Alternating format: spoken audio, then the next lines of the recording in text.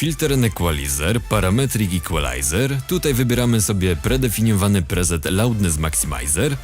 Ustawię sobie to na 4 dB, niskie pasma na 1 dB.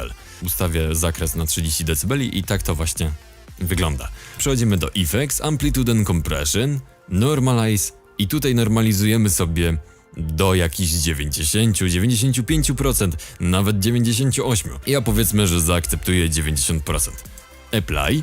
Następnie przechodzimy do Effects, Amplitude and Compression, Dynamic Processing. Tutaj ten kwadracik, przesuwacie go tutaj mniej więcej tutaj.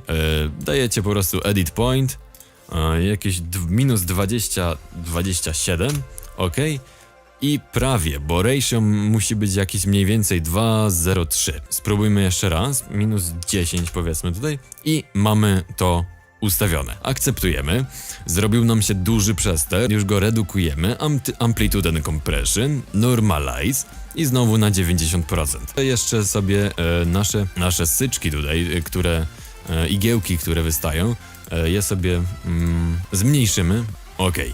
Jeżeli wam te syczki nie przeszkadzają, nie musicie robić ostatniego kroku z DSR Lite. Nie pozostało nam nic innego, jak przesłuchanie tego. 1, 2, 3. Cześć, witajcie. Brzmi bardzo fajnie. Mam nadzieję, że poradnik się przydał. Jeżeli się przydał, zostaw łapkę w górę i jakiś komentarzyk, to naprawdę motywuje.